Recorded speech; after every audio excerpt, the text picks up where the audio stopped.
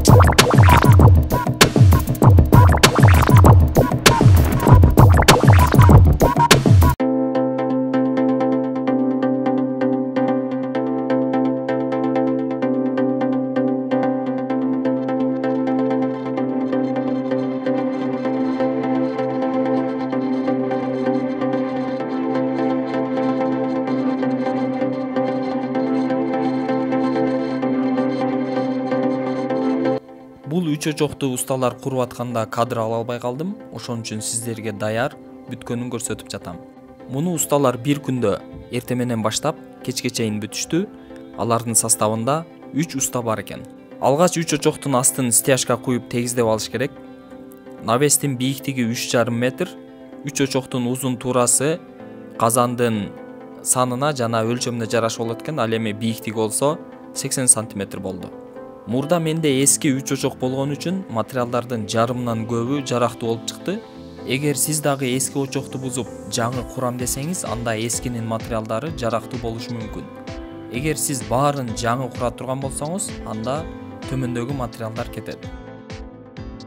Жетилик майда кыштан 650 дана, чоң тешиги бар кыштан 70 дана, кам кыштан 270 дана, 4x4 өлчөмдөгү угольниктен 18 метр, 200лүк турбадан 4 метрликтен 1 дана, чоң эшиктен 3 дана, орточо эшиктен 1 дана, кичине эшиктен 4 дана, 30га 30 решеткадан 2 дана, 30га 40 решеткадан 2 дана, печканын үстү 75ге 45 1 дана, 40 литрлик флягадан 1 дана, ага 55 сантиметрлик чорго алып улайсыздар.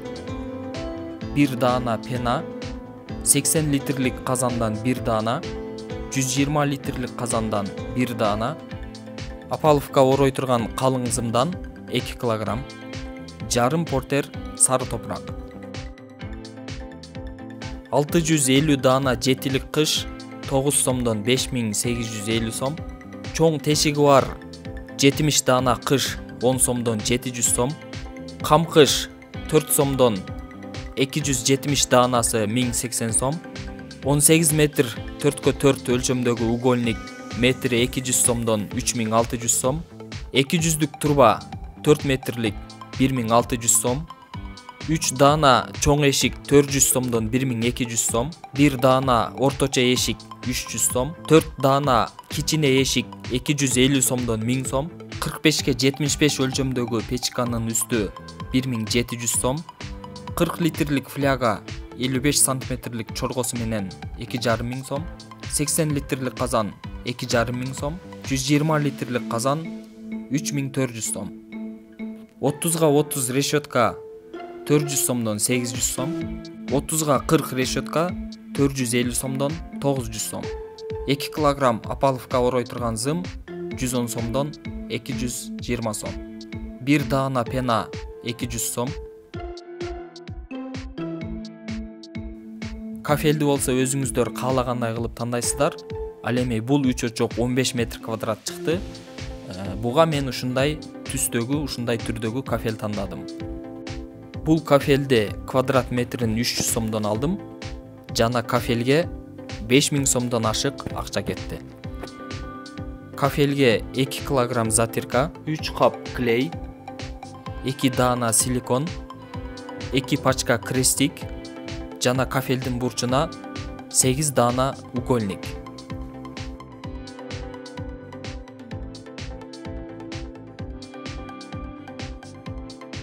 Үч кап клей 150 сомдон 450 сом, 2 килограмм затирка 80 сомдон 160 сом, 2 даана силикон 130 сомдон 260 сом, 2 пачка крестик 30 сомдон 60 сом, 8 даана уголок 200 сомдон 1600 сом, ар бир даанасы 2,5 метрден чыгат.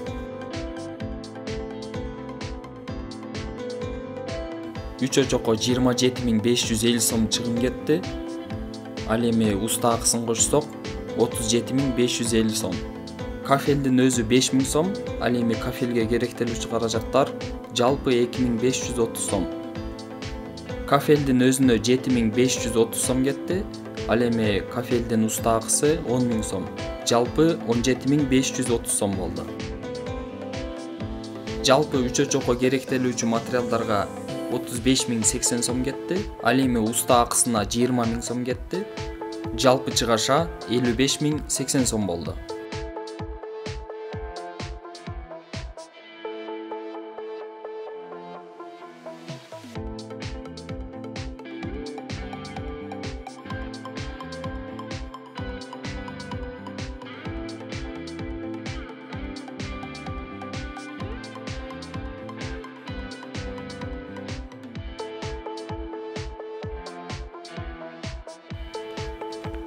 Мынакей урматтуу достор, видеону көрүп, үч очокко кандай материалдар жана канча чыгаша кетет экенин түшүндүңүздөр деп ойлойм. Ал эми уста акысына келе турган болсок, үч очокту курган усталар дагы, кафел баскан усталар дагы баасы бирдей болду. Курган усталар 10000 сом, ал эми кафел баскан усталар дагы 10000 сомго баалашып курушту. Жалпысынан уста акысына 20000 сом каражат кетти. Бул видео сиздерге түшүнүктүү, пайдалуу, керектүү болду деп ойлойм. Ал эми сиздер биздин каналга катталып, лайк басып, комментарий жазып, видеону башка досторуңуздар менен бөлүшкөндү унутпаңыздар. Ар дайым биздин канал менен бирге болуңуздар.